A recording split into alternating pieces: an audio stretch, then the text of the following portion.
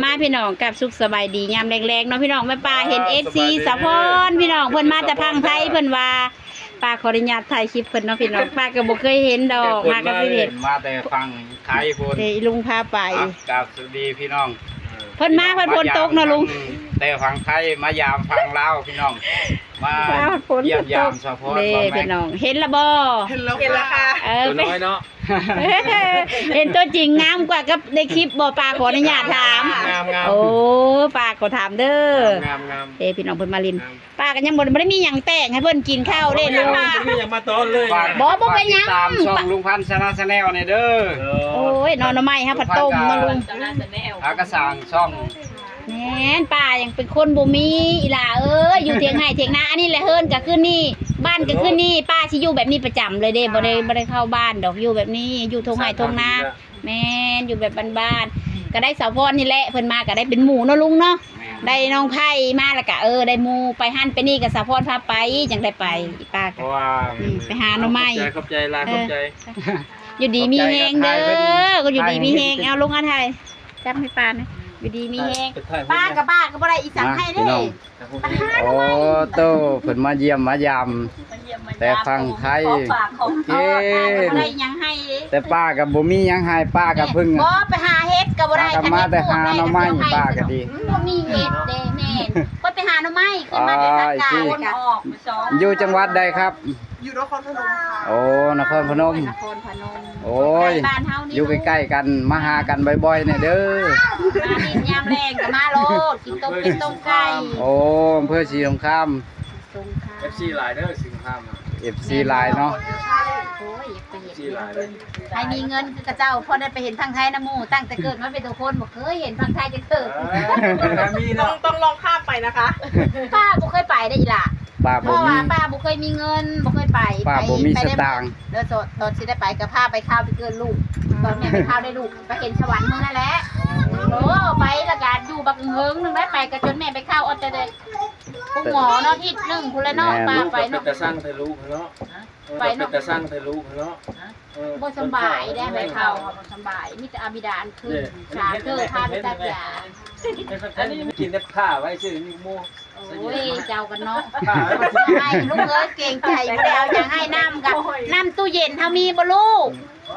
เบิ่งปีเก่งใจเนาะเห็นว่าเฮาเพิ่นมาบ้านเฮาบ่มีหยังห้ามเพิ่นของกินหลายป้าถ่ายลงช่องป้าก็มีแต่แกงหน่อไม้นี่เด้ก็เนี่ยป้าก็ไปหาแต่หน่อไม้มาสู่ลูกสู่หลานกินซินั่นนี่อยู่เจอก็เอิ้นแม่ไปข้าวมากินน้ำลูกเรามีแต่ผู้ชาย4คนเลยนี่แต่4ชายโอ้ยบ่ได้ว่าบ่ได้เด้ขอบใจละลายโอ้ยเพิ่นละได้ของค่ะ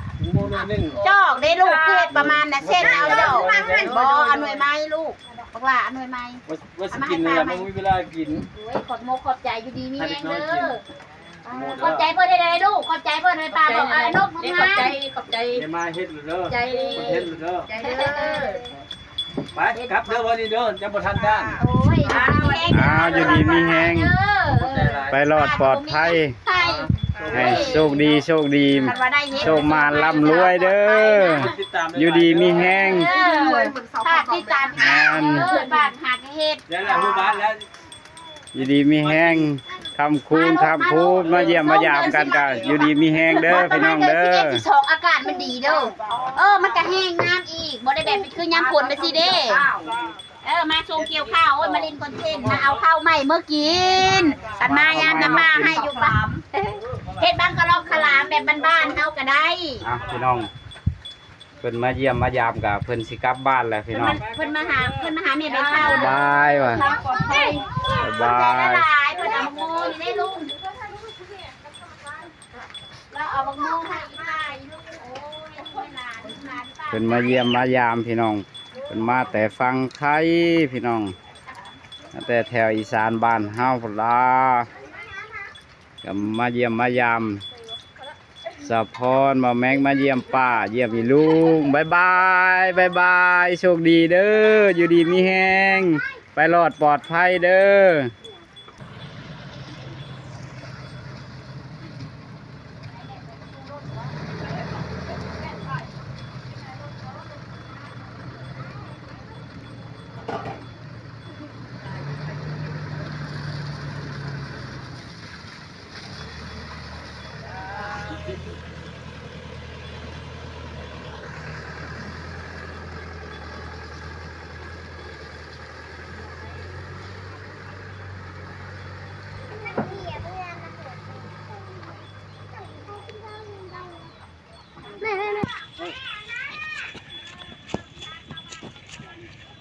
มันโย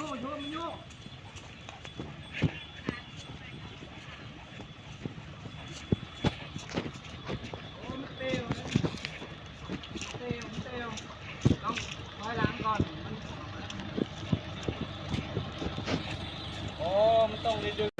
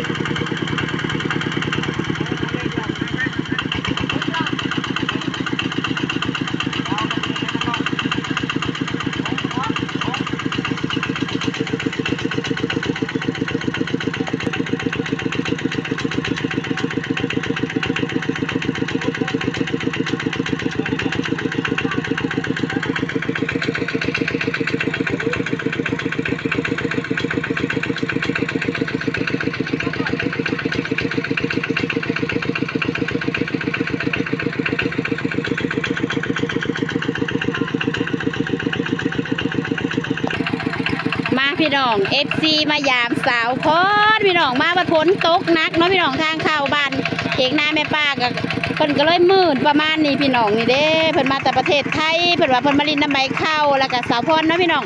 มาบัดฝนตกหนักเด้อทุกคนจะได้รถไถนาอีลุงสิแก่ว่าสั่นป้าตะกี้ก็บ่ได้ตกดอกพี่น้องไอ้เบิดมือเบิดเว้นก็ไปตกฝนก็หาก็สิมาตกเมื่อกี้นี่ล่ะมาเบิ่งเนาะพี่น้องไว้ลุงราสิแก่ขึ้นได้บ่รถอีแตกไถนาแก่รถปีโก้เนาะพี่น้องนี่พี่น้องสาวพรเพิ่นก็กางคันจองยืนเบิ่งอยู่พอดีนี่พี่น้องป้าฝนตกหนักเด้อพี่น้องฝนตกกับพอดีทางมันมืดนะพี่น้องบ่เชิงขนาดว่ามันสิหนักแฮงดอกคันแฮงแท้มันก็สิบ่อันนั้นดอกเฮ็ดได้ลูกเฮ็ดได้เอาเงินนำเพิ่นน่ะนบเอาป้าบอกโอ้ยกระแมนกระไม้นี่เนาะมาเบิกนะพี่น้องว่าที่ดึงขึ้นบ่พอดีมันมืดเนี่ยได้พี่น้องมันทางกะแบบเพิ่นเอาดินดากมาถมเนาะมันก็เลยจะเลิศนะเวลาขี่รถแล้วมันจะเลิกไปฮะเด้นี่พี่น้องเลยเพิ่นมาเนี่ย FC มาจากไทยเนาะพี่น้องมานี่น้ำแม่ไปเข้าโอ้เบิกอีลุง ว่าสิขึ้นบ่เนาะเบิ่งมันคือสั้นแท้เนาะลุงสลิงเจ้ามาเบิ่งอีลุงแล้วสิแก่รถเด้อพี่น้องเอาไปเลยโอ้ยลุงเอ้ยมาเบิ่งพี่น้องรถคาลำบากทางเข้าบ้านสาวพรกับเถียงนาแม่ป้าเด้อพี่น้อง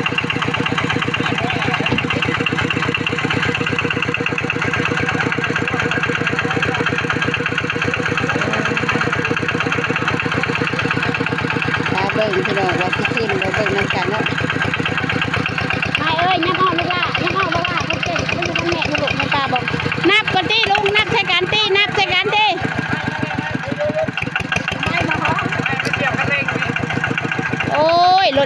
ลุงก็ได้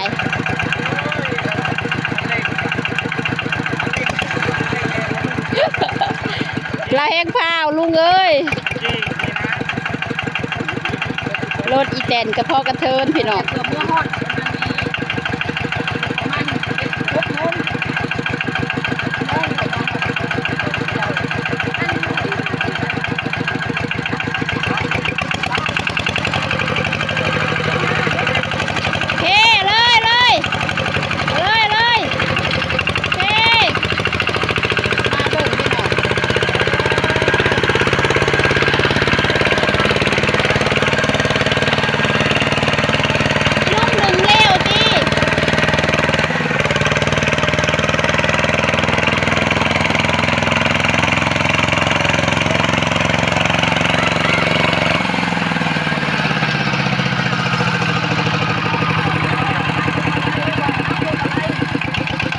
ลุงอย่าดึงเร็วที่รถเจ้าคือบ่ดึงซื้อไว้แบบนั้นลุงรถเจ้าคือบ่ซื้อไว้แบบนั้น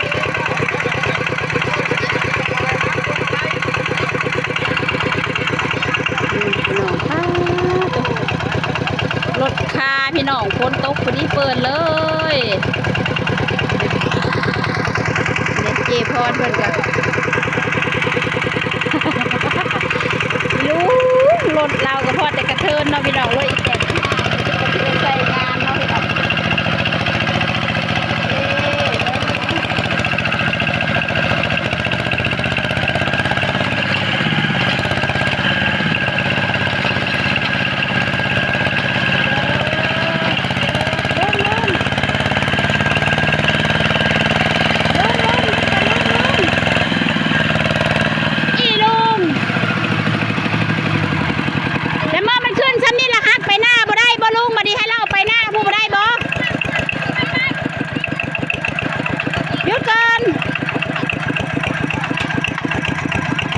ออกดูค่ะลุงเขาดูโอ้ยลุงก็ให้เราไปหน้าได้แล้วบันนี้ได้แล้วเราขึ้นตะโศกนั่นแหละปลดออกบันนี้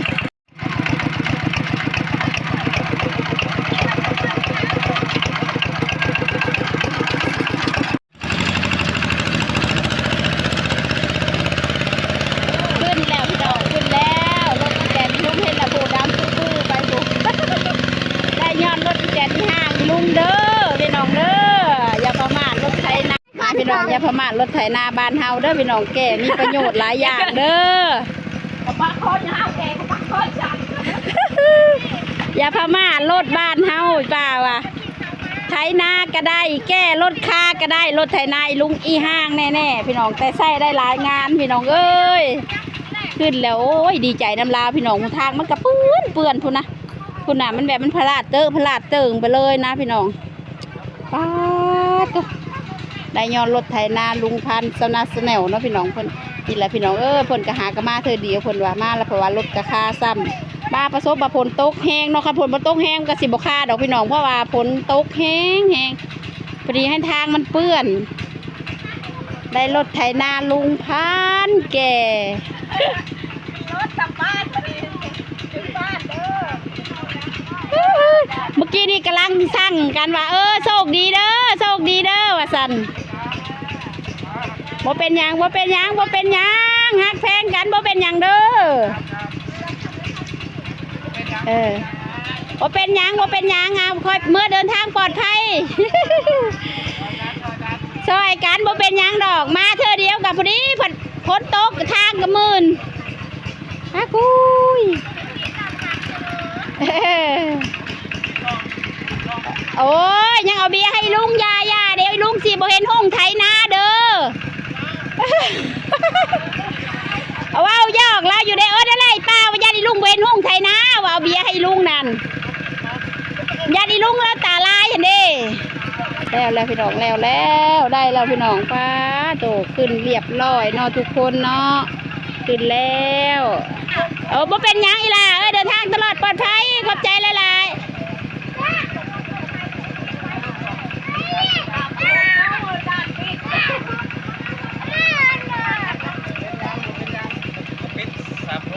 นี่พี่น้องลากัน ฝาดของขวัญอีลุงก็คือเบียร์กูลุงพันก็มาก่อนนี่พี่น้องหมุนทางกระเปื้อนเนาะพี่น้องคลิปอีลุงอีป้ามี FC มาหาสปอร์ตแม่ป้าขอจบคลิปเนาะพี่น้องฝากเป็นกำลังใจให้ส่องลุงพันธ์ซาวนาแนลเด้อนี่แหละพี่น้องคือการมีน้ำใจยู่ใส่กันเพิ่นทางเพิ่นเปื้อนก็เนาะอีลุงป้าว่ารถไถนาก็มีประโยชน์หลายอย่างได้พี่น้องดึงทางนาก็ได้เด้อพี่น้องเด้อบ๊ายบาย